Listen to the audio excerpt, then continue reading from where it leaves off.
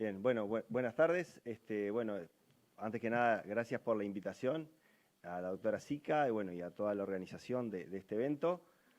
Bueno, para mí en realidad es un desafío interesante el estar aquí con público calificado, así que seguramente ustedes tengan su expectativa y yo también tengo la mía, así que voy a exponer y en función de eso, después, si se da la oportunidad, podría estar bueno poder tener un intercambio a partir de lo planteado. ¿Bien?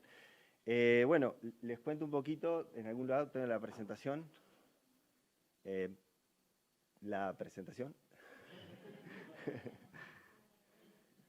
Yo les cuento que ya estaba de saquito bien así, pero estaba muy agradable acá y digo, bueno, vamos a venir de camisa, vamos a subir de camisa que es mucho más cómodo para poder hablar. Ya están colocando la presentación. Esa es una cuestión de comunicación, ¿no? La estiramos, ¿no? Seguimos, ¿no? Bueno, a ver, levante la mano, ¿quién? ¿No? Bueno, quizás, voy arrancando porque más o menos tengo la presentación en la cabeza, en la memoria. En realidad, el qué, el por qué, el para qué y el cómo, ¿no? De esta presentación. El qué tiene que ver con el tema que traje a partir de esta invitación. Dije, bueno, ¿en qué puedo sumar al eje que tiene que ver con lo estratégico, ¿no? en esta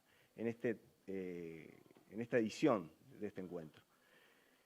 Y me planteé el tema de la comunicación organizacional como factor estratégico en el trabajo en equipo. Y digo comunicación organizacional porque en el marco en que se da la comunicación es en el marco de las organizaciones, ¿no? Vivimos una sociedad de organizaciones y por lo tanto agrego ese como nombre y apellido, ¿no? Comunicación organizacional. Entonces, ese es el qué. El por qué tiene que ver con algunas inquietudes personales y del equipo de comunicación que trabajo en facultad, particularmente, y no solo eso, pero en lo que refiere a la facultad, nosotros trabajamos en un seminario taller de comunicación organizacional en el último año de la carrera y además en trabajos de investigación también y asesoría. Y lo que encontramos es de forma reiterativa lo mismo de siempre. Las organizaciones quieren comunicar, quieren salir, quieren contar, pero poco trabajan hacia la interna, o de pronto no trabajan todo lo que deberían trabajar con el mismo énfasis que lo hacen hacia afuera. Entonces, cuando, sí, ahí hay que darle un F5 o presentación porque está en PDF. F5, presentación, ver presentación. Bueno, entonces, como les decía, es una inquietud que tenemos porque finalmente, cuando comenzamos a trabajar con una organización en primera instancia, siempre tenemos que trabajar hacia adentro porque hay muchas cosas a fortalecer. No solo a nivel departamental, a nivel de áreas, sino también a nivel de equipos, ¿no? Es una organización humana y por lo tanto está conformada por diferentes niveles de organización del trabajo. Ese es el porqué. El para qué tiene que ver justamente con eso. A partir de este planteo, poder pensarnos, reflexionar sobre nuestra forma de trabajo en nuestros equipos, los equipos que dirigimos, los equipos en los que integramos. Y en este sentido me ha tocado estar de los dos lados o en más de un rol, es decir, tanto dirigir equipos como ser parte de equipos y son roles claramente diferentes. Entonces, si esto suma a su trabajo, a nuestro trabajo, creo que eso es lo interesante. Y por último, el cómo, y eso tiene que ver con cómo desarrollé la presentación. La presentación la desarrollé tomando algunos marcos conceptuales, algunos marcos de referencia de algunos autores que ya han escrito sobre esto, porque hay mucho escrito, y después articularlo con la experiencia profesional y académica. Entonces, de punto de partida, estas tres premisas, ¿no? Todo comunica, que viene de la escuela de Palo Alto, Maslowik y demás, ¿no? Toda acción genera reacción.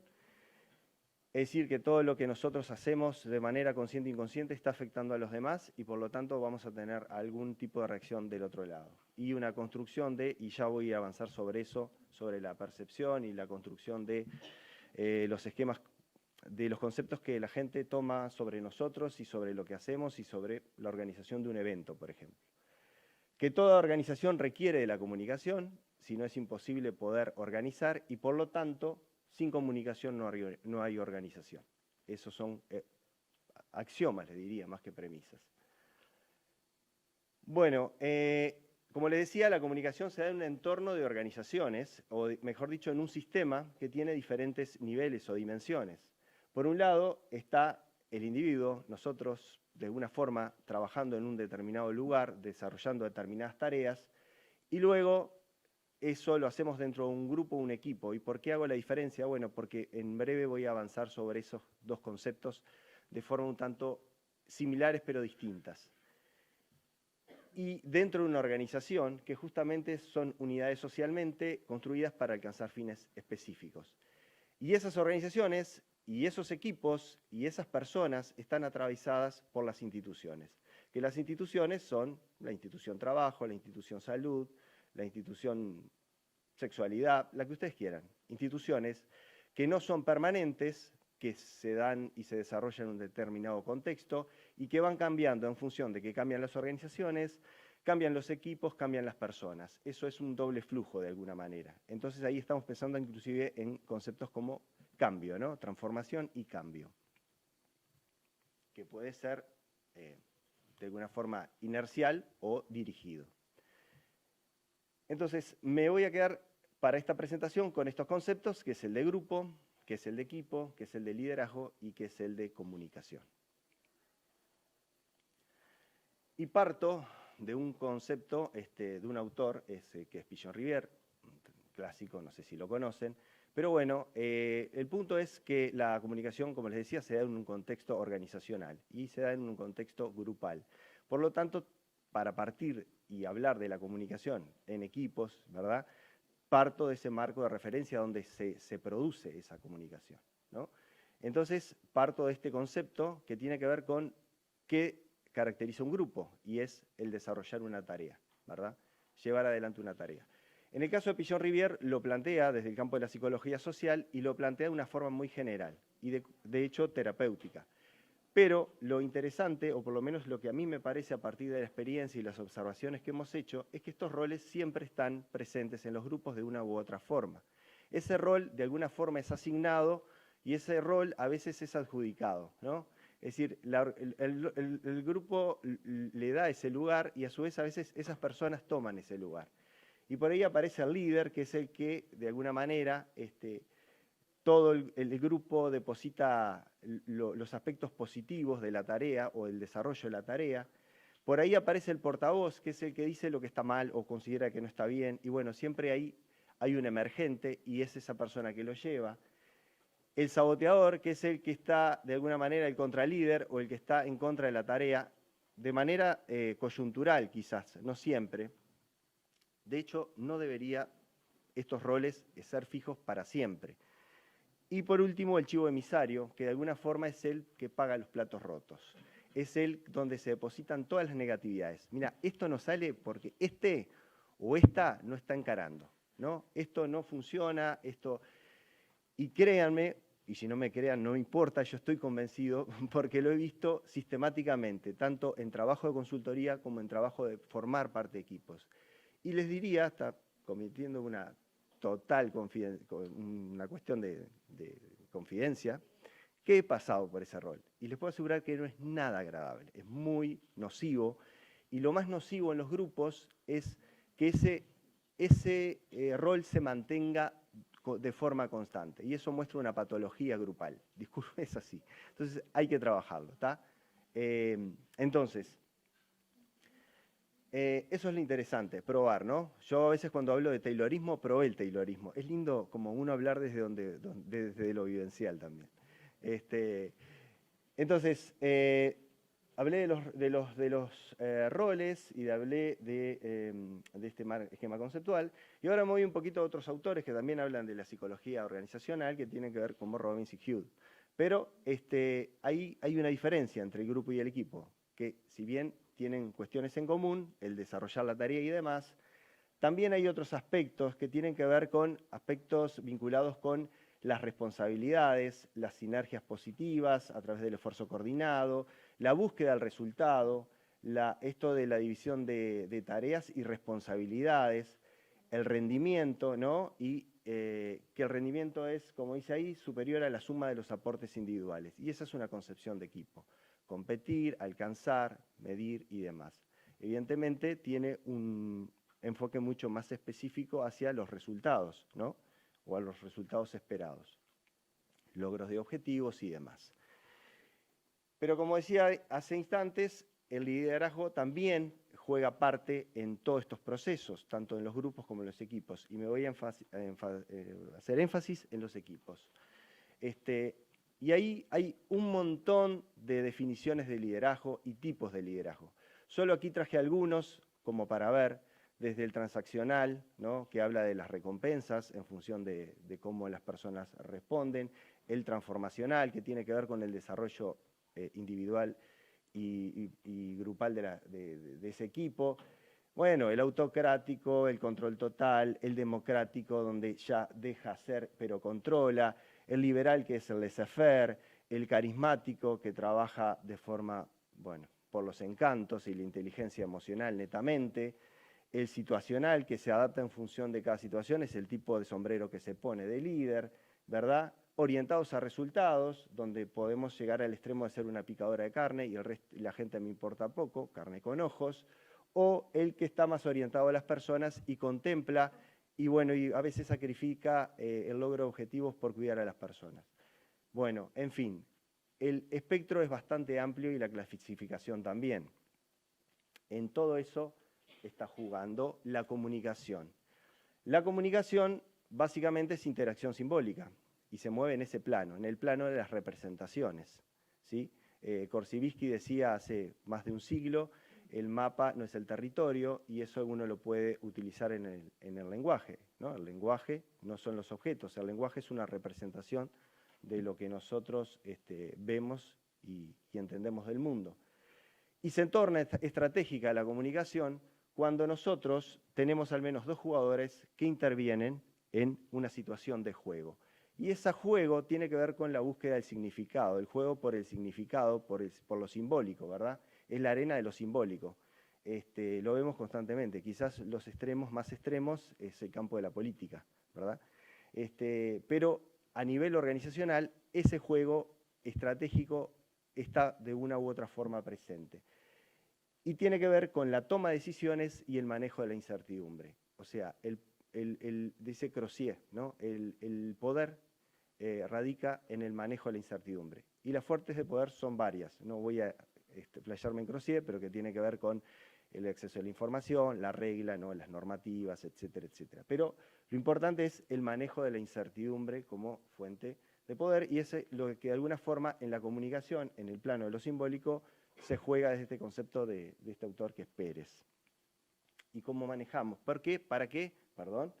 Para incidir, para influir, para persuadir, ¿verdad?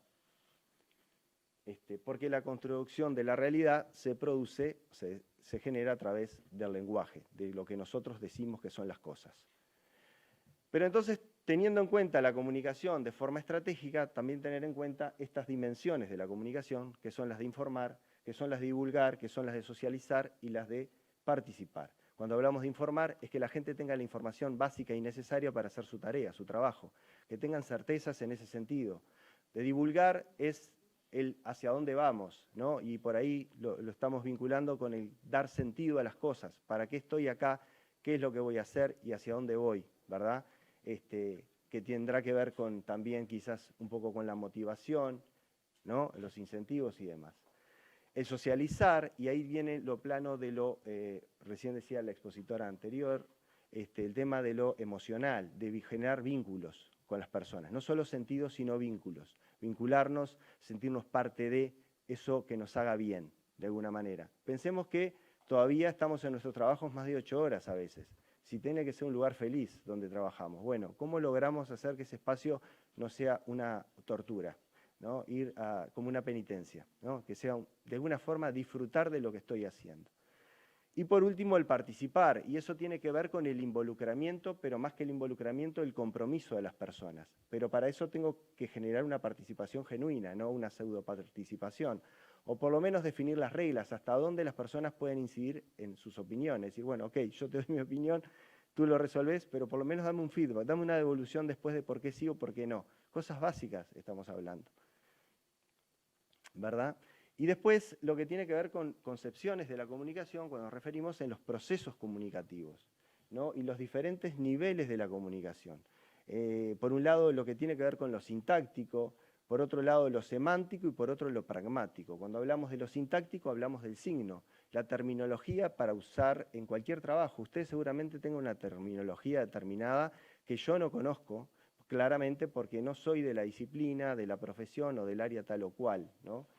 Después, lo que tiene que ver con lo simbólico tiene que ver con aquello que representa o que significa algo que también tiene esa carga, que no es lo denotado, sino lo connotado, ¿no? Es decir, no es la palabra calor, sino lo que significa esa palabra calor en un determinado contexto, cómo está formulada esa oración, ¿no? Dentro de ese discurso. Y por último, lo pragmático, que tiene que ver con el lenguaje para la acción, cómo a través del lenguaje construimos acción, cómo construimos, cómo motivamos a hacer las cosas diferentes. No sé si habrán escuchado por ahí cómo levantarse de mañana y decir determinadas frases para poder cambiar su forma de ver el mundo y entender. Bueno, tiene que ver con eso, cómo nosotros a través de las palabras habilitamos o censuramos o clausuramos a una persona. Y más, pensémoslo, si tenemos un rol de liderazgo, cómo nuestras palabras pesan mucho más y cuanto más formal es esa organización, más pesadas o más duras pueden ser o más frescas pueden ser esas palabras. Y esto es un modelo clásico que ustedes habrán visto, el modelo matemático de la comunicación, de Shannon y Weber, pero enriquecido por Joan Costa, donde incorpora otros componentes como es lo cultural. Cuando hablamos de lo cultural no es si tiene primaria, secundaria o terciaria terminada, sino su repertorio cultural a lo largo de su vida. Las organizaciones tienen sus propias culturas. Hoy la expositora lo planteaba de alguna manera, que tiene que ver con los valores, los principios, las creencias, los conceptos que están arraigados de modo consciente e inconsciente.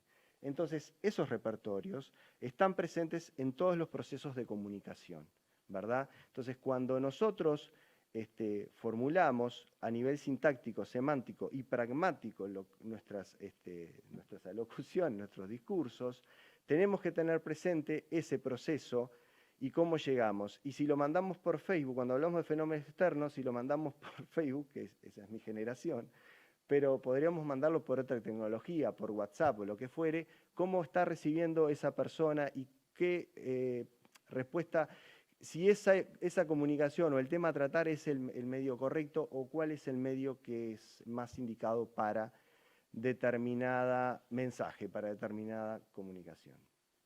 Y por último, pensarnos cómo nosotros, todos estos conceptos que trajimos, el tema de equipo, el tema de grupo y sus roles, cómo juegan dentro de los procesos de comunicación en los equipos, ¿no? A nivel interpersonal o mediados por tecnología. Porque si hay algo que nos mostró que las cosas se pueden hacer distintas, es la COVID-19, la pandemia. O sea, los equipos tuvieron que trabajar de forma aislada, tuvieron que generar capacidades adaptativas, como se decía recién, pero eso generó también algunas formas o estados de ánimo en las personas o determinadas prácticas, quizás de aislamiento, quizás ¿no? de apatía, ¿no? Entonces, también tener en cuenta los pros y los contras de las tecnologías en los procesos de trabajo en equipo. Entonces, por ahí tenemos todo aquello de lo sintáctico, semántico y pragmático que tiene que ver con el lenguaje correcto, que estemos diciendo algo que compartamos el mismo significado y que querramos impactar de la forma que lo queremos hacer en la gente, ¿no? Cuando hablo de lo pragmático. Y también esas dimensiones de poder informar, dar la información precisa, poder contar hacia dónde vamos, si tenemos un rol de... Porque también, aclaro, acá hago un paréntesis recto, el liderazgo es bien interesante porque quizás líder formal hay uno, pero líderes informales pueden haber más de uno.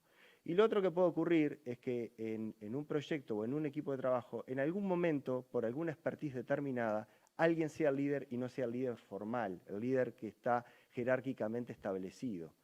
Me quedo acá con una anécdota que se la escuché a Ernesto Gore, un argentino que trabaja en este campo de la comunicación organizacional, que en una de sus exposiciones en Buenos Aires llegó un sobreviviente de los Andes y hablaba del tema del liderazgo y demás.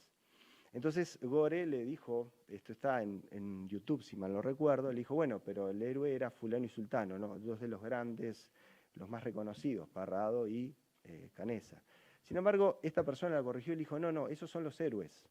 Los líderes hubo muchos en función de las diferentes circunstancias y coyunturas que teníamos en esos meses, ese tiempo que estuvimos sobreviviendo.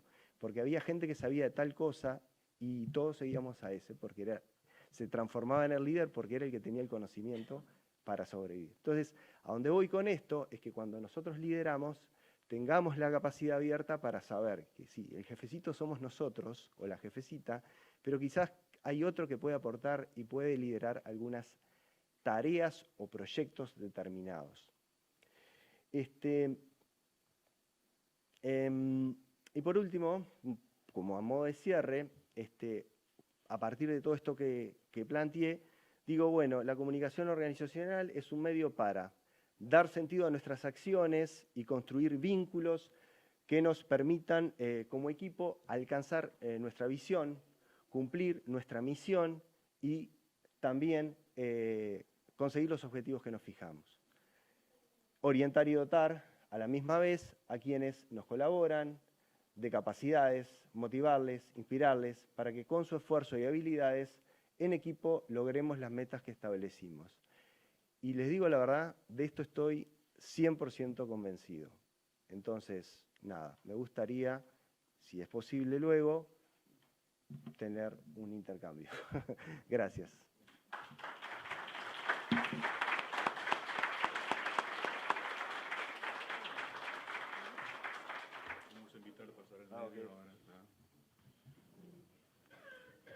Porque vamos a invitar ahora a Otado a la firma del libro de honor de AUSIP.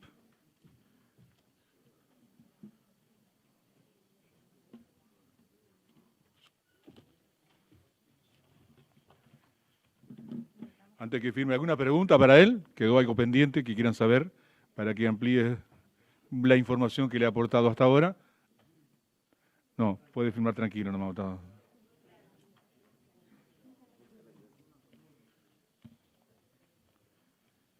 Y ahora ya le hicieron entrega a todo. Bueno, me faltó el fotógrafo. Sí, sí. ¿Y el fotógrafo dónde está? A ver, Diego. Me faltó el fotógrafo. Pero no, bueno, yo me saco, pero ¿quién me saca? Sí, ahí está. ¿Quién? Sí. Que accedan. Vamos. Estábamos chequeando el Zoom. Ahora nos fijamos. Ahora verificamos. Ahora sí. A ver, vamos a hacer la mímica que firma de vuelta. Que están todos en los preparativos ya preparando justamente para hacer el cierre de esta jornada. Están todos abocados a distintas actividades en forma paralela. Y les tomó hasta un poco de sorpresa.